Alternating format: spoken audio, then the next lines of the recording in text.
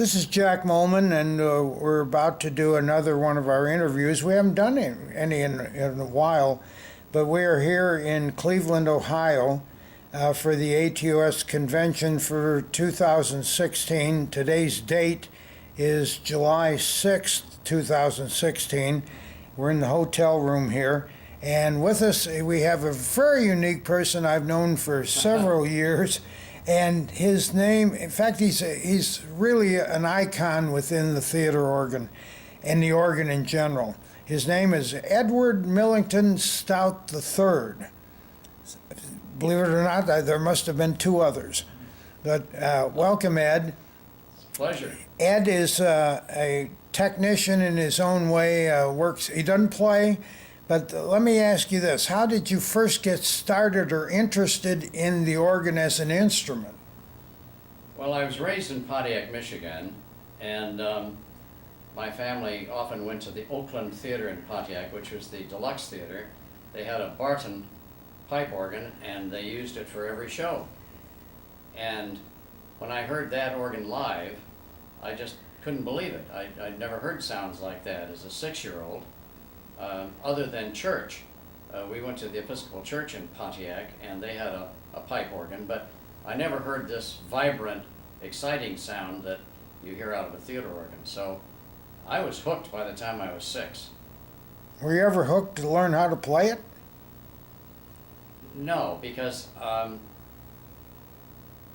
didn't have a piano background. I had no piano background, and I knew that or I suspected that you would need a good foundation. If you're going to be a decent organist, you'd need a piano background.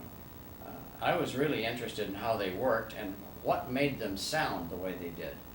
I wasn't that interested in playing it. I really was curious about the magic of what actually made the sounds and why the sounds were different one from another.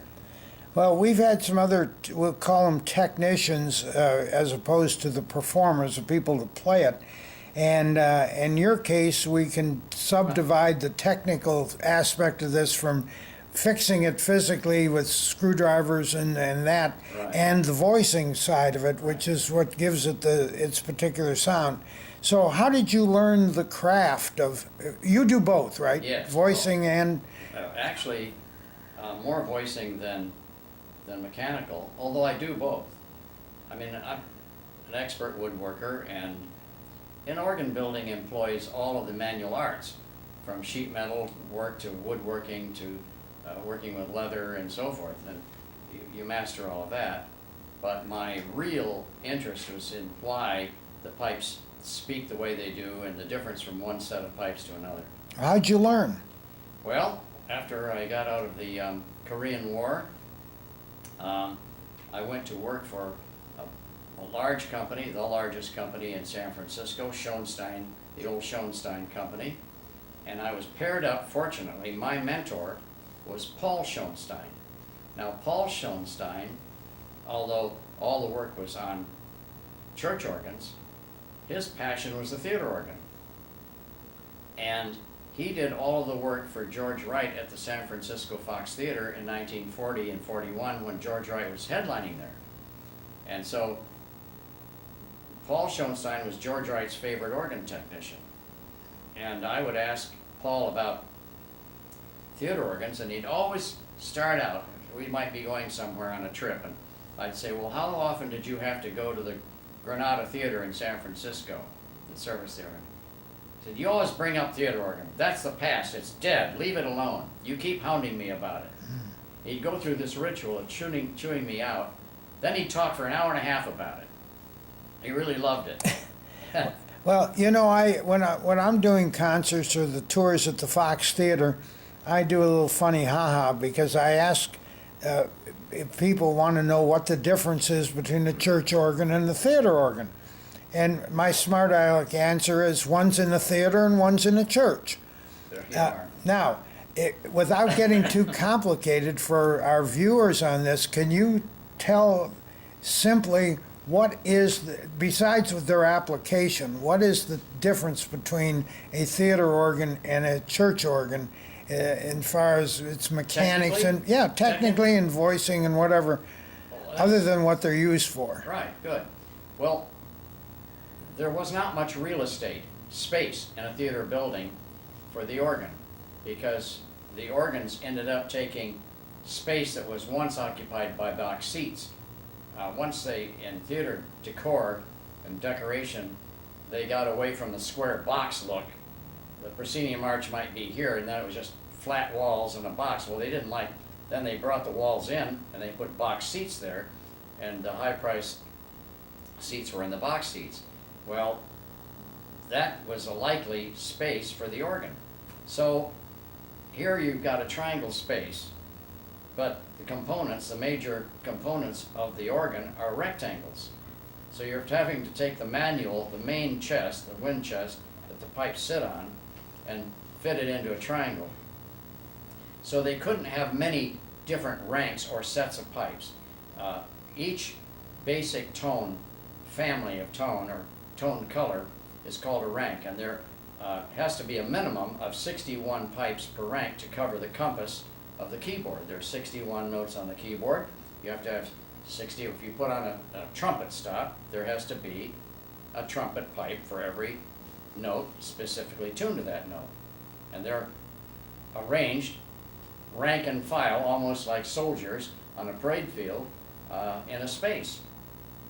So they figured out, well, we can't have many different ranks. We'll have the basic tone colors, but we'll make them on very high pressure compared to a church organ, so that they'll be exciting the air in the room and creating a lot of sound. So the average church organ plays on a water column of 3 inches of water.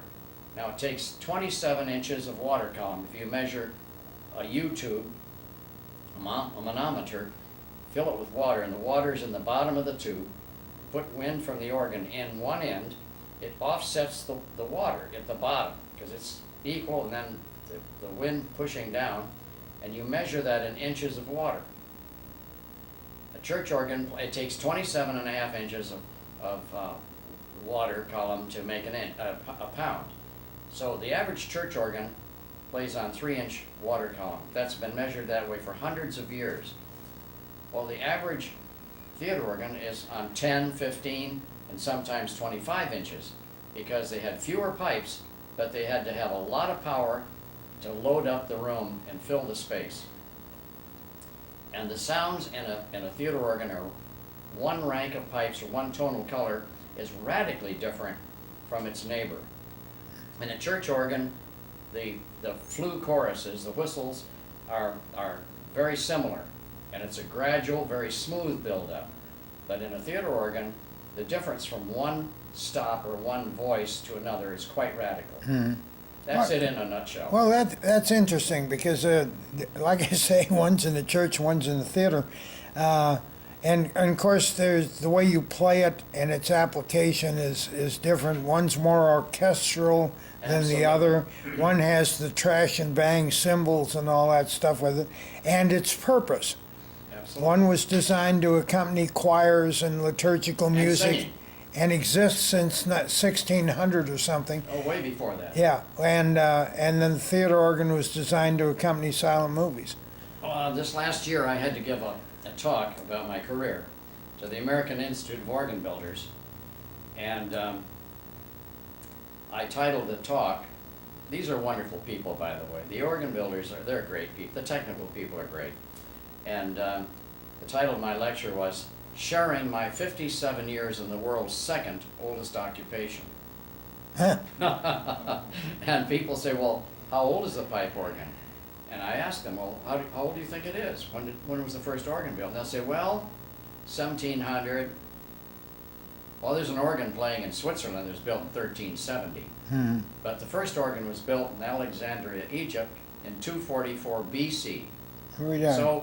So it really is. It's the oldest keyboard instrument, and it's a lot older than people think.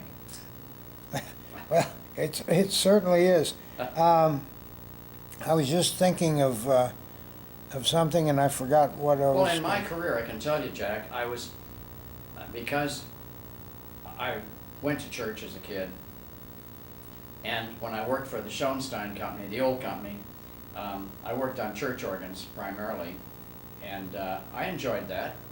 And I learned from Paul how to tune and how to set the bearings and how to do the basics and how to voice and tune well. Well, someone can teach you the rudimentary procedures, but it takes years of experience to really develop that craft. Sure.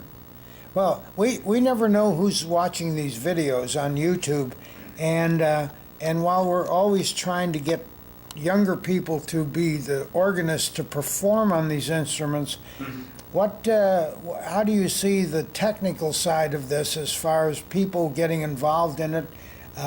Would you encourage it? Is it a lost art? Is it something complicated? No money involved? How do you view the thing? That's a terrific question. That's a good question. And it's a difficult one to answer because of the times we're living in. There's so many uncertainties right now, and a lot of traditional churches are closing or abandoning the organ altogether. They've gone to cheap, they're offering up garbage to God with rock bands and other substitutes. There is nothing that supports singing better than an organ. There is absolutely nothing. But it's kind of a cheap shot novelty that in the long run won't last. Rock bands and banjos and swinettes and all the rest of that silly nonsense won't last. But for somebody who wants to, there's thinking, a kid, so as a young person thinking of getting into the organ technical business, it's a calling that's so strong that you can't ignore it. And that Pied Piper just sings to some hearts, and you have to do it. It's going to be a lot more difficult for young people to work on pipe organs because the mainstay of the business was the church field. And I know a lot of my friends in the field are hurting.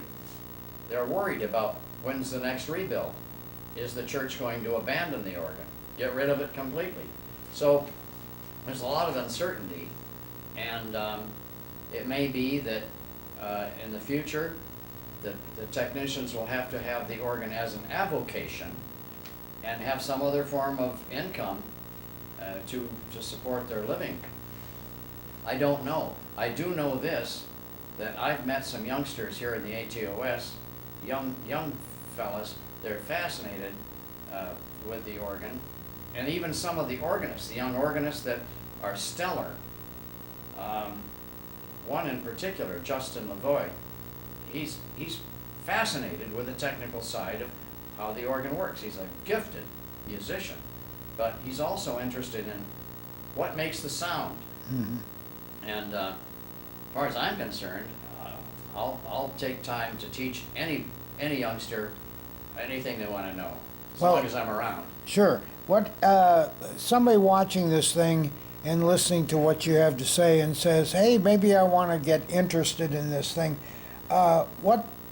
What would you tell them how to proceed? What they're just watching this and they said that sounds interesting. Where would you tell them to go to find out more? Or well, it'd be nice if the for example, this is kind of a theater organ forum, and it would be nice if the ATOS itself had some means of providing information or guidance for developing opportunities for technical training. I just thought of maybe the answer. If I were a churchgoer and my church had a pipe organ, I'd probably go up there and try to find out who works on the thing and Sure. who plays it and work it that way, just to start. Yeah, that's absolutely. And then find out if there's a chapter of ATOS. Well, most districts, most communities have a yellow pages, or now probably you'd go online and find out where the local organ technician is and try and get some training. Unfair question coming up. What's your opinion of these electronic organs out and around? compared to the real pipe organ? Do you have any use for them? I can say it's an unfair question, but Well, I understand the reason they exist. And it's a matter of what kind of investment you want to make. If you want to make an investment, a long-term investment for the future, and if you want to, certainly, I think sophisticated people with sophisticated hearing can tell the difference between an electronic and a pipe organ. But just from a financial standpoint, yes, initially electronic organ is less expensive than a pipe organ, but a pipe organ is a long-term investment. And I used to tell pastors in the church, well, if you have any faith whatsoever in the future of your church, then you'll get a pipe organ.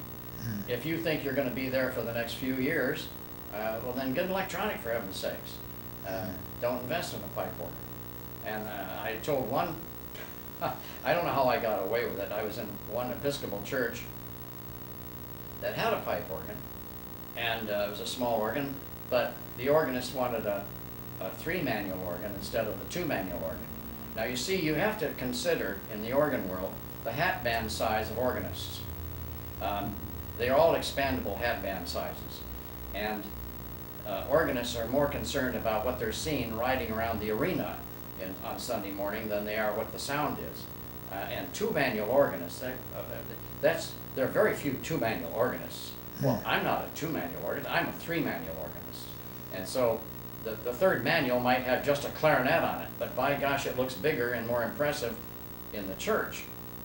And then there's 4-manual organists. I'm a 4. Well, I knew that, Jack. But I would say, and I told him, I said, if you have faith, then for heaven's sakes, make the long-term investment and get a pipe organ, because there is a difference. There's a very, very great difference in the sustained listenability of the sound. I can remember a wonderful example of that was at St. Mary's Cathedral in San Francisco. They had a concert with Black Beauty. Wasn't that the Rogers that Virgil used to travel with? Mm-hmm. Well, they had that there, and Ted Allen Worth was there, and they had the Rafati pipe organ. And I was sitting with the eminent classical organ builder, Jack Bethards, who owns the Schoenstein Company, and they make high-quality organs. And I was sitting there with Jack, and I noticed something. They were switching back and forth. They'd play the Rafati for a while, and then the Rogers. Could I have a glass of water? Sure. I have indigestion. Okay, we're only going to have about 2 minutes more. Oh, well, we're not covering very much. Well, oh, okay, no. We'll make another chapter of it. Oh. Okay, whatever. Yeah.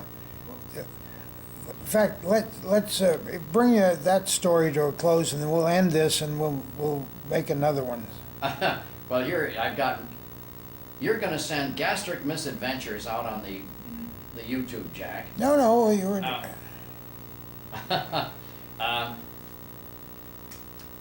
I'll tell you what. Let's bring this particular session to a close. All right. Because I like to keep a time limit on these things so they don't get too long and involved. Well, see, that's it. I want to tell the whole story. Yeah.